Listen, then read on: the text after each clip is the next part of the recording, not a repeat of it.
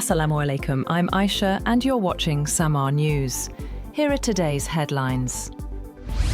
US President Donald Trump has threatened Canada with a 100% tariff on all imports if Ottawa pursues a trade deal with China. In a post on Truth Social, Trump warned that Canada must not become a transit point for Chinese goods entering the United States. He said any such agreement with Beijing would trigger immediate, sweeping tariffs on Canadian products.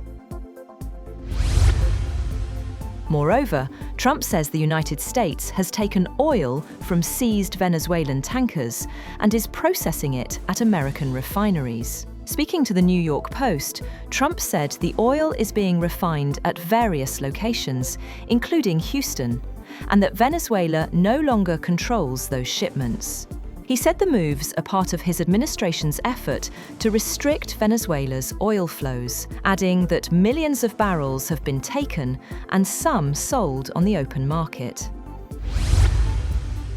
China's Communist Party has decided to open an investigation into senior military officials Zhang Youxia and Liu Zhenli for suspected serious violations of discipline and law. China's Defense Ministry said Zhang is a member of the elite Politburo of the ruling Communist Party and vice chairman of the Central Military Commission, while Liu is chief of staff of the CMC Joint Staff Department. US-brokered peace talks between Ukraine and Russia have ended in Abu Dhabi without a deal, following overnight Russian airstrikes that left over 1 million Ukrainians without power in sub-zero winter conditions. Officials from both Moscow and Kyiv said no agreement was reached, but both sides remain open to future dialogue. Meanwhile, officials claim that Russia has attacked Ukraine's two largest cities, Kyiv and Kharkiv, with one person killed and at least 15 injured.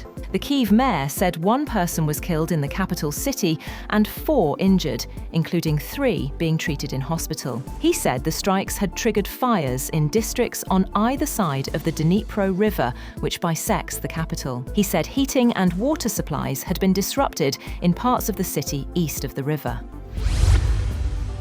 A senior Iranian officer has said that Iran will treat any attack as an all-out war against us, ahead of the arrival of a US military aircraft carrier strike group and other assets in the Middle East in the coming days. The official said the military build-up, which hopefully is not intended for real confrontation, but Iran's military is ready for the worst-case scenario.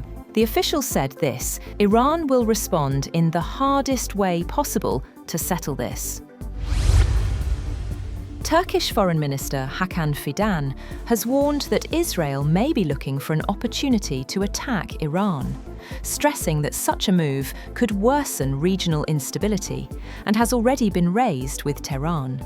Fidan told Turkish broadcaster NTV that he had conveyed these concerns directly to Iranian officials during a recent visit to Tehran.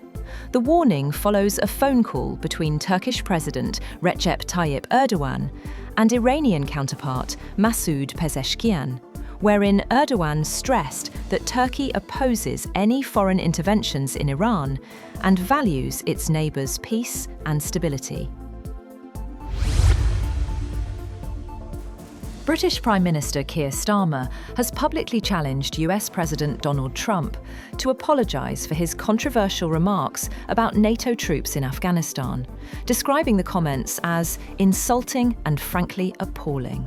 In a rare direct rebuke of the US leader, Starmer addressed Trump's earlier claim that European allies remained a little off the front lines during the Afghanistan war.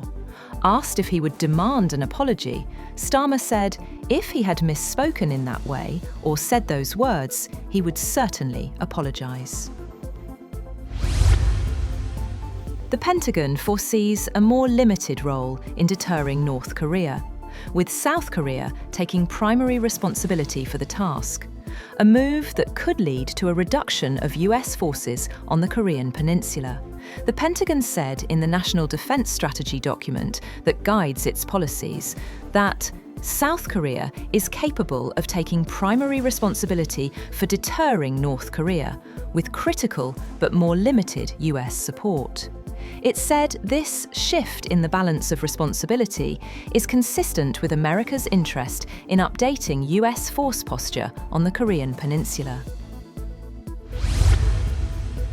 A major winter storm, combined with bitter Arctic cold, is descending on much of the United States, from the Rockies to the Atlantic coast. Snow has already fallen across parts of Texas, Oklahoma, and Kansas, with forecasters warning of heavy snow, sleet, and freezing rain spreading across the eastern two-thirds of the country over the weekend. Dangerously low temperatures are expected to disrupt travel and could trigger widespread power outages. That's all for now. For more updates, visit www.samaa.tv. Thank you for watching Samaa News.